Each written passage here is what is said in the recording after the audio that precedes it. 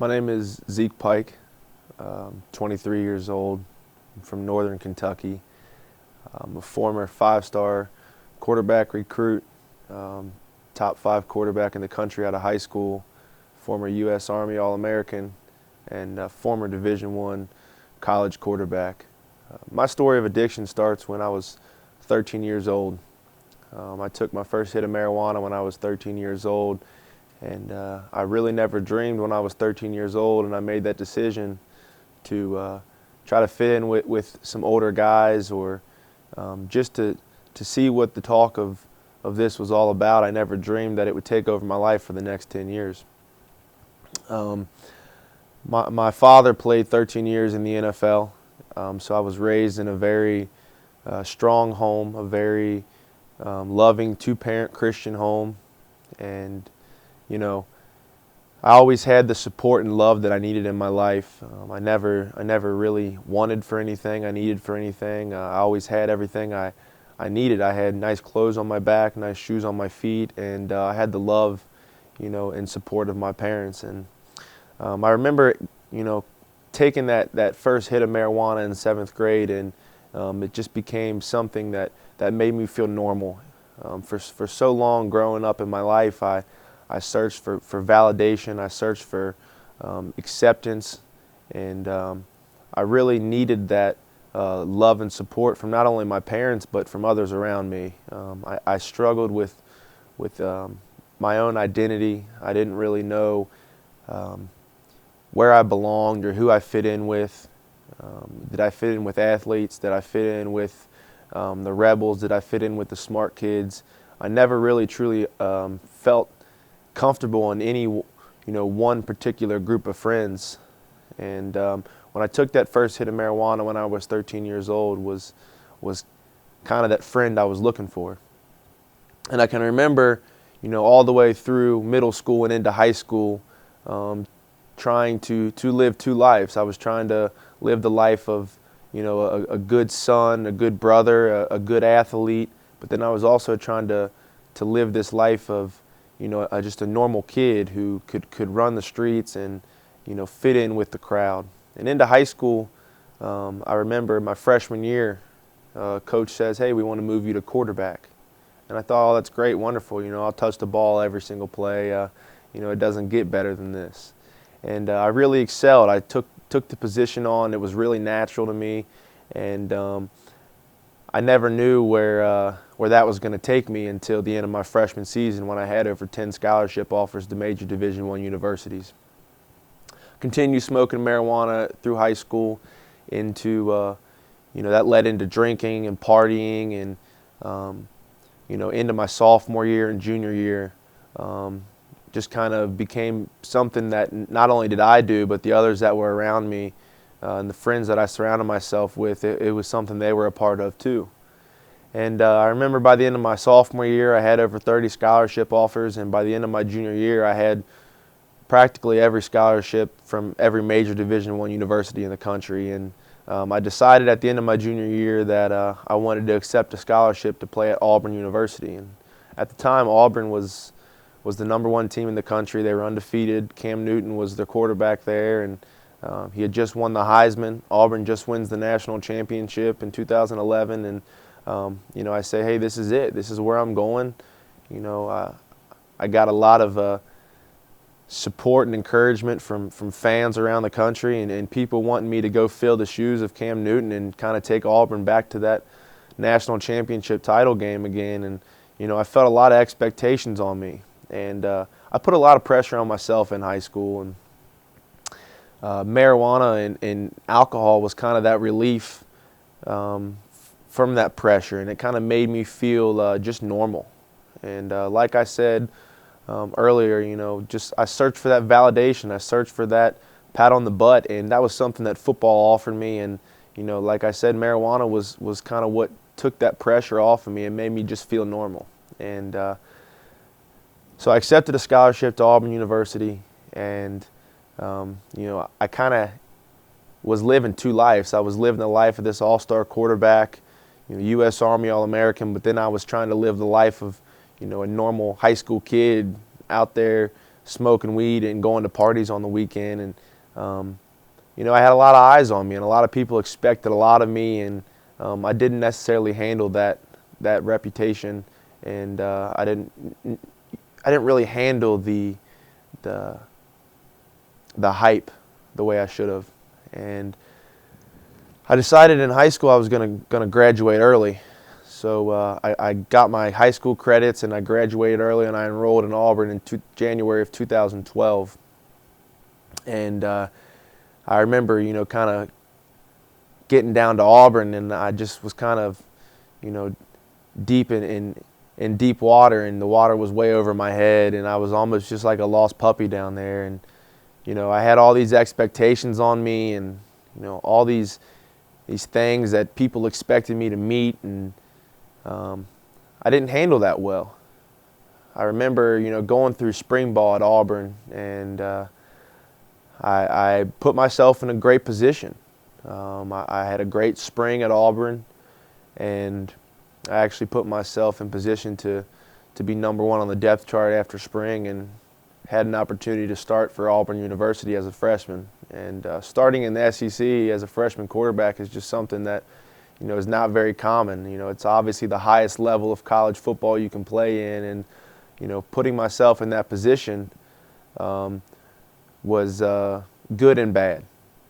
And so while I'm trying to live this life of this Division I college quarterback, and working my tail off to put myself in a position to play as a freshman, I'm also going back and smoking weed and trying to be the normal college student at this time as well. I made a decision one night to go out with some buddies, and spring ball was over. We had some time off as a team, and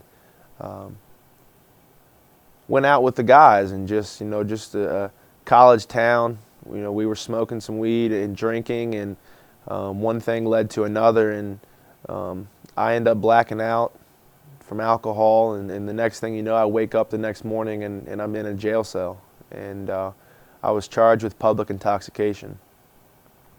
I never dreamed that that decision I made that night, and the arrest that took place that night would affect my life so much, not only at that point in time, but for several years down the road. I remember kind of thinking to myself, surely nobody knows about this, nobody was around, nobody saw the arrest, maybe we can keep it low key and keep it under the radar. And I remember getting bailed out of jail the next morning and getting back to my dorm room, and I flip on ESPN, and there's my face on ESPN, and the title with it is Auburn freshman quarterback arrested for public intoxication. And my world kind of tore in half that day, because I felt like for the first time in my life, my problems and my demons that I had inside were exposed to the rest of the world. And I didn't know if I should run, if I should take it head on, or how I should handle the situation. But I just remember being full of guilt and shame, and just really embarrassed for not only myself but for my family, and Auburn University as a whole. And I get a call from Coach Chiswick, who was the head coach at Auburn at the time, and he said, hey Zeke, it's just best that we part ways. And it was one of those things where I was almost relieved, because I was far away from home. I knew I wasn't living the life I needed to live down there, nor was I able to handle that lifestyle of a Division I college quarterback at that time, because I had some things and some demons inside of me that I needed to handle. So I part ways with Auburn University, and I go home, and I'm spending some time at home, and I'm thinking to myself, surely somebody's going to call me. Somebody's going to call me. I just left high school 4 months ago. 5 months ago, 4 or 5 months ago, I just leave high school, and surely somebody's going to call me. Somebody's going to offer me a scholarship. I just had over 70 scholarship offers, and surely somebody's going to call me and want me to come play for them. And my phone doesn't ring, and I'm kind of sitting there and I'm waiting, and just trying to figure out what the next step is. I obviously want to get to a university so I can get on a team somewhere, and make all these not only expectations I had for myself, but expectations others had for me kind of come true. And become that elite Division I athlete that I was supposed to be. I get a call from Charlie Strong at the University of Louisville about a week before camp starts in college football, and Coach Strong says, "Hey, we understand your situation. We understand what happened at Auburn, but we want to offer you a second chance to come here and kind of right your wrongs and be a part of this university here at Louisville, and we want to give you a chance to accept this scholarship to come to your second university." And I was like, "That's great, Coach. Let me pack my stuff up and I'll be down there." And Coach Strong said, "Well, before anything, we want you to come down here. We want to sit down and talk to you." And all along, I never did quit smoking marijuana. When I left Auburn, that was kind of the only thing that took my mind off of the embarrassment and the guilt and shame I had from that arrest at Auburn. And I pack up my things with my family and I head down to Louisville. And I get down to Louisville, and the first thing I do when I get on campus is I'm handed a cup, and I'm ordered to take a drug test. And I took a drug test and I failed. And that was kind of the first strike at the University of Louisville, was that first failed drug test. And I sit down with Coach Strong, and I think he was kind of expecting me to fail that drug test. And he looks at me in the eyes and he's like, "Zeke, don't you get it? You can be anything you want to be in life. You can take this game and your talent and the athletic ability that you have, you can take it as far as you want to take it." And he said, "Zeke, if you can just clean your life up and you can just focus on school and football and yourself, you're a no-brainer first-round draft pick in 3 years from now." And I said, "Yes, sir, Coach. I'll get it together. I'll get it together." And I remember leaving his office that day and checking in to my dorm room, and I was on campus at the University of Louisville at my second major Division I university, and everything that he said to me that day just kind of went in one ear and out the other. And that's kind of when I realized I had a problem. And I realized that, I was addicted to these drugs and the alcohol. And I never dreamed that when I was just smoking marijuana that it would ever lead me to where it was going to take me later in life. So my time at the University of Louisville went great. And, in 2012, things were going great. We had a wonderful season. I was actually moved from quarterback to tight end. Teddy Bridgewater was the quarterback at the University of Louisville at the time. And, in order for me to get on the field and to play early, Coach Strong decided that it would be best that I moved to tight end. That way I could make use of my athletic ability and get on the field. And I was all for that. I thought to myself, hey, I don't have to be quarterback anymore. I don't have to, feel so much pressure. I can just be a normal athlete, not the face of the program, and maybe I can fall out of the spotlight a little bit and enjoy college a little more. So, like I said, we're having a wonderful season in 2012, and we end up getting an invite to go play in the All-State Sugar Bowl down in New Orleans, and we played Florida in the All-State Sugar Bowl, and we beat Florida and win the Sugar Bowl and come back in 2013. And at the same time, in 2013, I meet a girl named Danny Cogswell, who was a cheerleader at the University of Louisville, and our relationship just kind of took off. We began dating, and we just had a wonderful relationship, a wonderful friendship. But the only problem was that we both struggled with the same things. She had her issues and I had my issues, and when you put us together, it was like we were too much alike. And she battled her demons as well as I battled mine. And 2013 went pretty well. Mine and Danny's relationship took off, and the season's going wonderful. We're like 7-0, top 5 team in the country, and just really putting ourselves in a good position to possibly play for our national title game. And I remember waking up one morning, week 7 of the 2013 season, and I wake up to a knock on my dorm room door. And Coach is standing at the door with a cup, and he said, "You've been selected for a random drug test. We need you to pee in this cup." And I kind of knew that I wasn't going to pass the cup, but there was no fooling it now. And I peed in the cup. I failed my second drug test at the University of Louisville, and I was suspended for the rest of the 2013 season. And that was like strike two for me. And, you know, it was pretty much an ultimatum. Coach was like, hey, you get your life clean, you pass a drug test, and you can come back and play. And I remembered I couldn't quit getting high. And I kept putting it off, saying, I'll quit tomorrow, I'll quit tomorrow, I'll quit tomorrow. And it was just a never-ending cycle. I wake up, get high all day, and go to sleep and wake up and do the same thing again the next day. And I remember thinking to myself, you know, I gotta quit smoking weed. You know, I'll never pass the drug test. I'll never get back to playing football if I don't quit smoking weed. And I remember going out one night with Danny and some buddies, and I remember somebody offered me a pill. And I kind of stuck my hand out. They dropped the pill in my hand, and they're like, take this. Take this. You can quit smoking weed, and you can just take this and drink a little bit, and you'll be good. And I'm like, what is it? And the guy looks at me, and he's like, just try it. I said, well, what is it? He said, it's called Xanax. I said, okay, I'll try it once, and that'll be it. And, you know, that night I made the decision to try that Xanax bar. I never dreamed that it was going to take over my life for the next 3 years.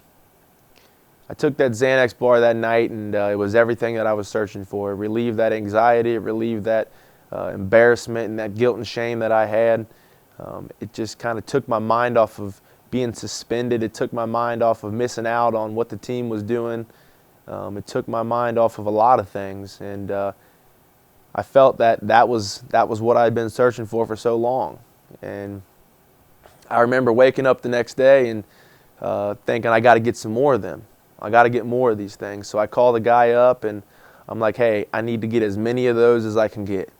And I remember buying probably 50 or 60 Xanax bars the next day after I just told myself I'd never do it again. I'd only try it once. And I began taking Xanax, and you know, while I'm suspended from the team, you know, I'm taking 5, 6, 7, 8 bars a day in a blackout, not going to class anymore, just in a complete fog. And all along while I'm struggling, Danny's struggling too, and I was kind of bringing her down with me. And I remember a few weeks later, I made a decision one night to go out on these Xanax bars, and you know, I wasn't going to smoke. I was just going to take some Xanax, and I was going to drink a little bit. And we end up leaving the bar, and we're heading back home, and you know, I'm in a complete blackout behind the wheel of a car, and I'm driving, and Danny's in the passenger seat, and I black out, and the next thing you know, I wake up with a telephone pole in the middle of my car. And I kind of remember coming out of the fog and looking over in the passenger seat to make sure Danny was okay. And you know, the telephone pole was between me and Danny, and neither one of us had a scratch on our body, only by the grace of God. And I remember getting cut out of the car and, you know, being put into handcuffs and being thrown in jail that night. And you know, I was so messed up from the Xanax and the alcohol that I really had no idea what was taking place. And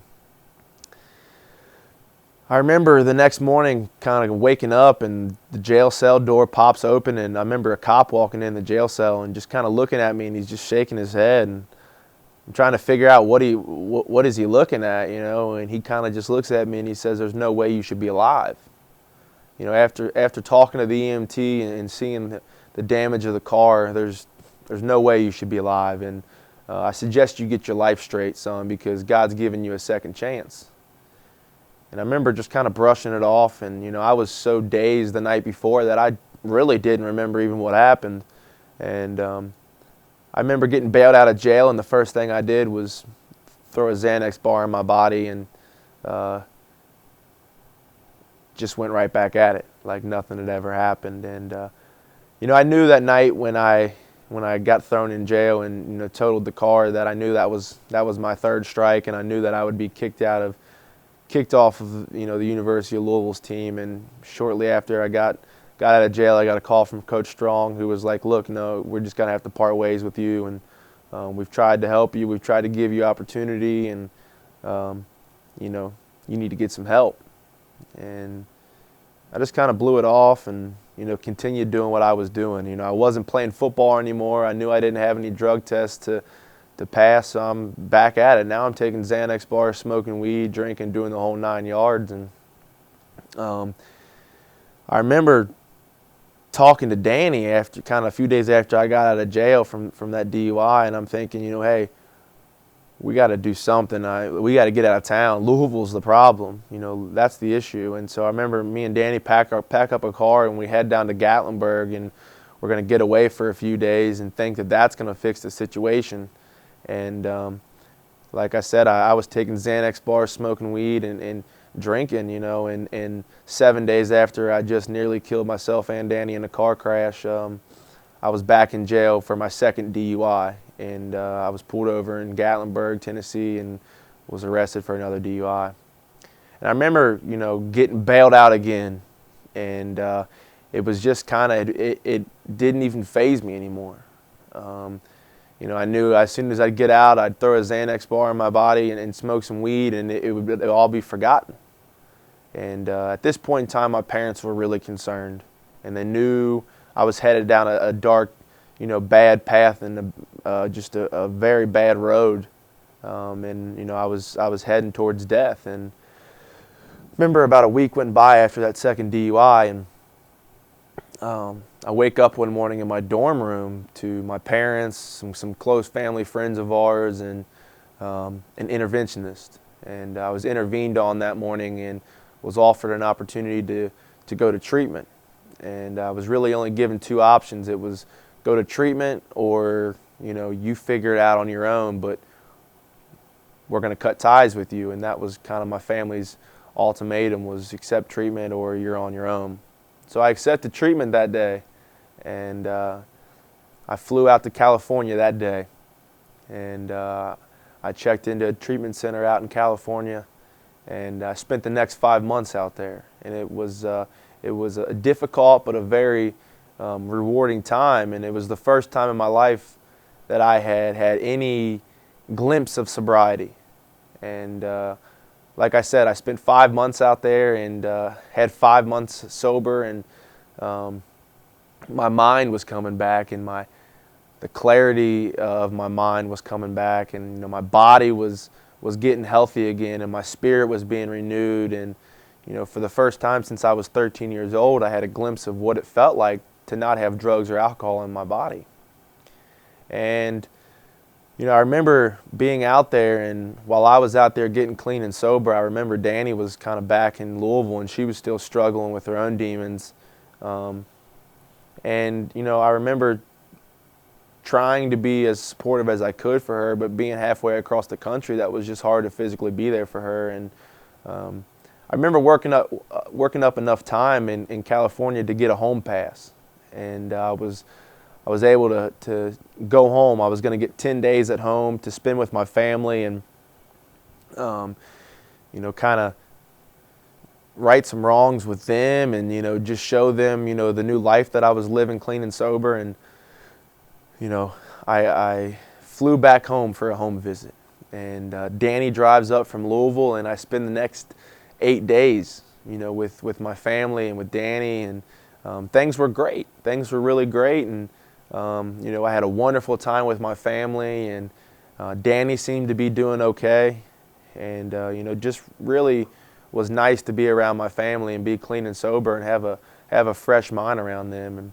I remember that the days were kind of coming to an end, and I was preparing myself to go back to California to finish off treatment. And I remember Danny saying, hey, I need to run back to Louisville and get some clothes, and I'll come back and hang out with you for the next 2 days before you have to head back to California. And I remember, that's fine, head back, get some clothes, and come back.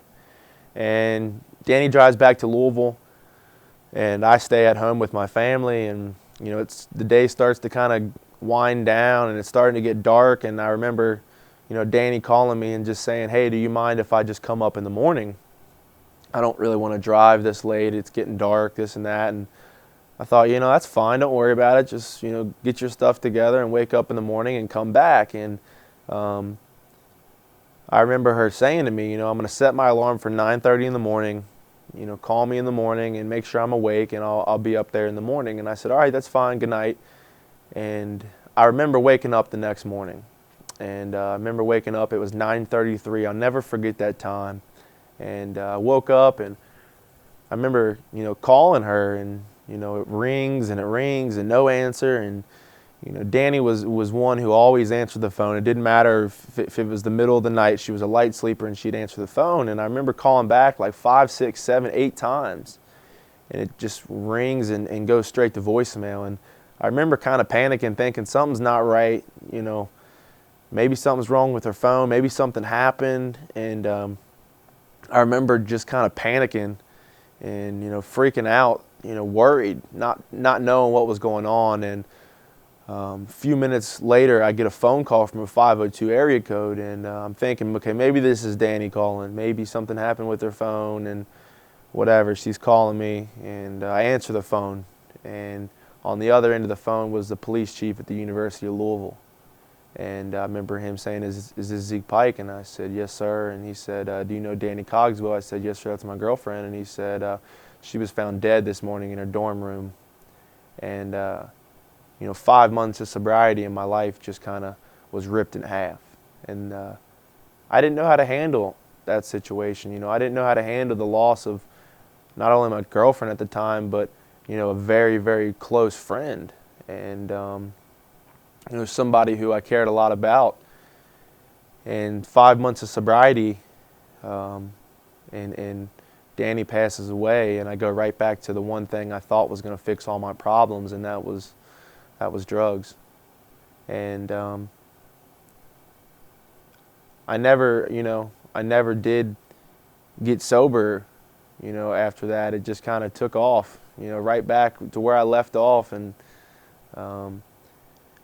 few months go by, and somehow, by the grace of God, I get a phone call one day from a coach at Murray State University, and he's like, hey, Zeke, we want to give you a third opportunity to come play football for us. We understand you've had some tragedy, and, we want you to have the opportunity to come make the most of your athletic ability. And, at this point in time, I had almost kind of given up on football. Like, football has done nothing but bring just chaos and just bad things to my life, and I just didn't really know if I even loved the game anymore.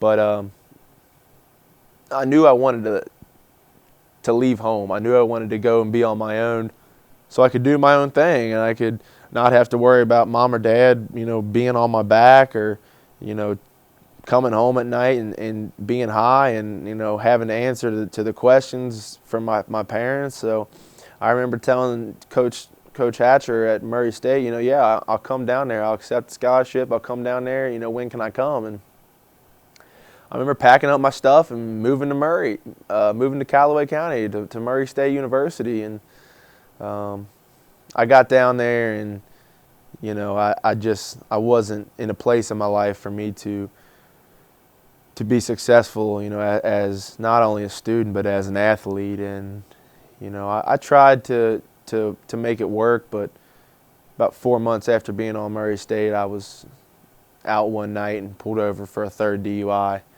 And, all along, the whole time I was in Murray, and I was getting high and, taking Xanax and, just trying to self-medicate myself from not only the embarrassment of, things in my athletic career, but now, the grieving and the emotions that I was feeling from the loss of, somebody who I deeply cared about.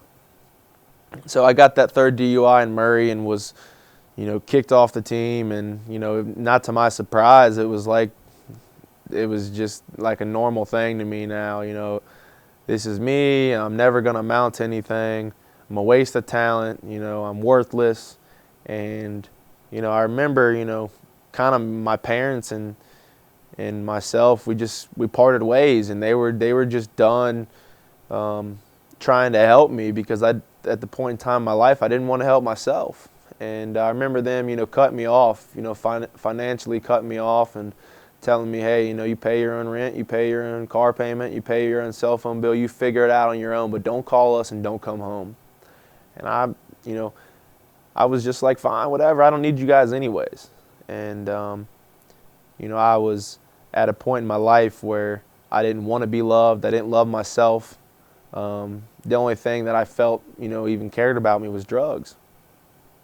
And so I remember thinking to myself, like, how am I going to support myself financially? How am I going to make this thing work? And I remember, thinking to myself, well, I'll just sell drugs. I'll sell drugs. I'll support my drug habit. I'll make enough money to pay my bills, and I'll figure it out on my own. So I go buy a bag of cocaine. I go buy a bottle of Xanax bars and a bag of weed, and I start selling drugs. And at the same time that I buy these drugs, I think every drug dealer needs a handgun. So I go and buy myself a 9mm handgun, and I begin trying to live the life of a drug dealer. And I learned real quick that there is no such thing as a successful drug dealer. Eventually you'll get caught. Eventually you'll be in trouble, or eventually you'll get in some type of altercation, or you'll end up dead, or you end up killing somebody else. And a few months go by, and I'm trying to sell drugs to support my habit and pay my bills. And I remember just kind of pushing everybody out of my life. Not only were my parents out of my life, but I had pushed all the friends out of my life, all the people that were still even supporting me in any way, shape, or form. I'd pushed them out. And I remember isolating myself, and the only time I ever talked to anybody was if they needed drugs or they had money that they owed me. And I remember just being in dark stages of depression, and really just contemplating whether my life was even worth being lived anymore or not. And, am I better dead or alive? If I was dead, I wouldn't have to feel so much guilt inside. I wouldn't have to put my parents through everything that they're going through. I wouldn't be such an embarrassment, disgrace to my family. And I remember, kind of being up for just 5-6 days without sleep. And I remember, thinking to myself, if I could just get high enough to put the gun to my head and pull the trigger, I can end all this misery. And I remember sitting on my back porch one night in Murray, Kentucky, and I remember crying out to God, like, God, if you're out there, show me. If you're out there, show me a sign, because if not, this is it. This is my last night here. I'm ending it once and for all. And I kind of sat there for a minute, and I just tried to do everything I could to make myself mad, to make myself work up enough courage to put the gun to my head and end my life. And I sat there for a few minutes, and I just thought to myself, I'm going to do this thing. This is it. I'm done. I'm sick and tired of all this. And I took the safety off that 9mm handgun. I put the clip in, and I put it to my head and kind of closed my eyes. And as I'm getting ready to pull the trigger, I feel my phone ring. And I dropped the gun really quick, and my heart's beating, and I'm breathing heavy. And I remember answering my phone, and it was nobody that I wanted to talk to. And I remember just hanging up quickly because, I thought it was just by accident somebody called me. And I sat there for a minute. And I thought, maybe this is that sign from God. And then I questioned it, and I'm like, nah, this can't be a sign from God. It's just a coincidence. And then I thought for a second, well, I don't want my mom to see me on my back porch with my head blown off. I really don't care who else finds me, but the one person I don't want to see me that way is my mother. So I think, hey, how about I just go to the woods? I'll drive back in the backwoods, and I'll end it once and for all. And hopefully by the time anybody finds me, my body will be decayed, and, it'll be what it is. So I hop in my car. I remember eating Xanax bars and doing everything I could to just get my mind in some type of state that I could work up enough courage to pull the trigger. And as I'm probably about half a mile from the woods where I was going to go in, I remember looking in my rearview mirror, and there was blue and red flashing lights. And I remember thinking to myself, maybe this is God trying to intervene. Maybe this is God trying to save my life. And I pulled the car over, and, at that point in time, I had just kind of surrendered. And I was thinking, I'm done. This is it. Take me to jail, do whatever, I'm done. But I didn't really know the severity of my charges or what the charges I would face. And, I didn't even really realize what was in my car because I was just in such a fog and just really in a blackout from the drugs. And I wake up the next morning in jail, and, I found out that I had 4 felonies and I was facing 15 years in prison. And, I didn't know how to handle that, but I knew I was safe where I was at. And I'd kind of made my decision that, I'm going to accept whatever consequences come with this because I deserve them. And I remember kind of laying in the jail cell, and, after about 2 days, my body starts detoxing from these drugs. And I remember, going through seizures. Like every 30, 45 minutes, I would seize up and have a seizure for almost a minute probably. And I remember not being able to control my bowels, and I remember like laying in my own feces in jail, and nobody was helping me, and I remember trying to bang on the door for somebody to let me out so I could clean myself off, and nobody answered. And I remember probably about 3 days later, after being in an isolation jail cell for almost a week, they let me out, and they were going to let me shower and clean myself off, and they were going to give me a phone call.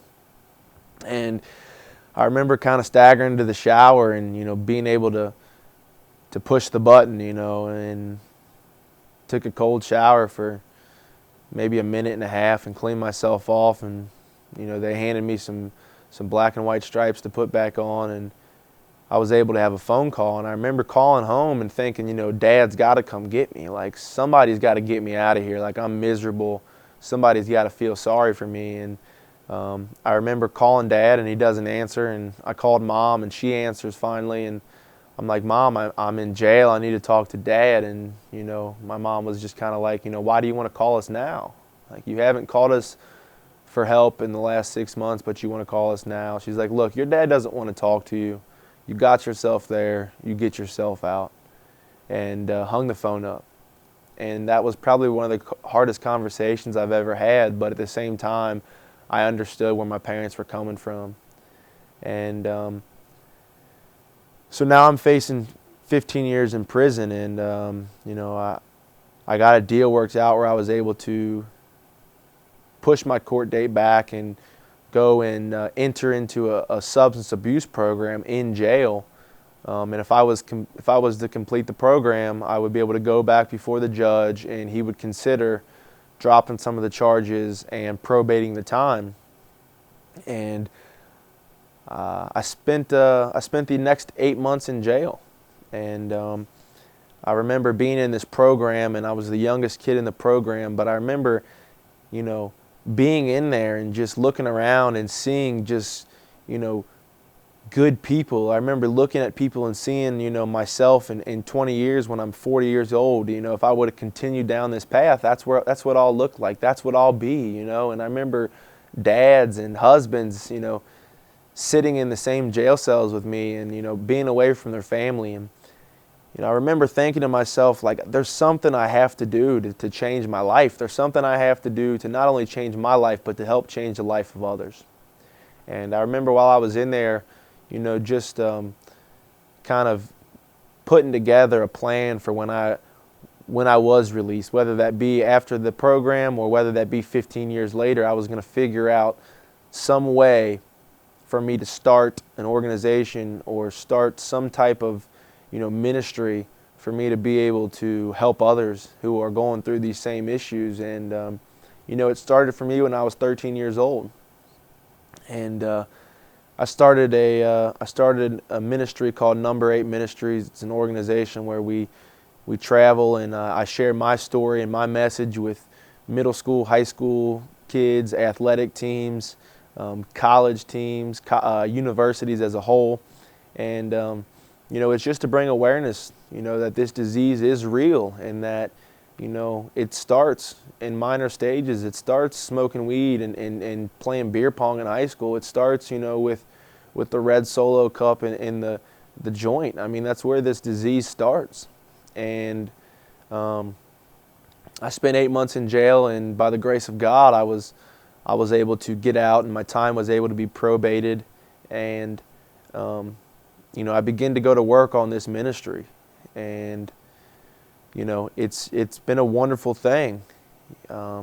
I've been clean for coming up on a year in March, and it's just truly amazing, the life that recovery has brought me. And I never dreamed in a million years that I could enjoy life without drugs or alcohol. I never dreamed in a million years that I would have the impact that I have today. And I always thought for so long that football was my purpose. Football is what I'm supposed to do. I'm supposed to play college. I'm supposed to get drafted. I'm supposed to go to the NFL and make millions of dollars, and life is going to be so great.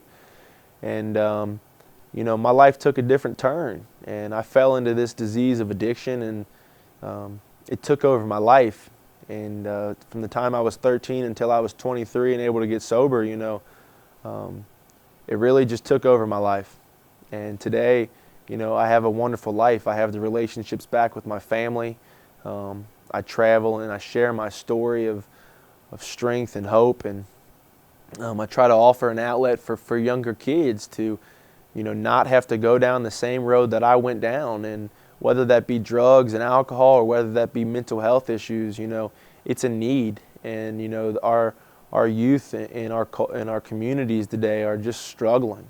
And, that's just my goal now. And I get so much joy from traveling and speaking and sharing my story. And it brings me more joy than I ever could have received on a football field, or it brings me more joy than any amount of money could have ever brought me. And I found my purpose today, and my purpose is to help others who suffer from these same struggles that I've faced and I still face today. And recovery is a great thing. It really is. And I'm blessed and I'm grateful, and I'm glad to be alive, and I have purpose today, and I'm very grateful for that.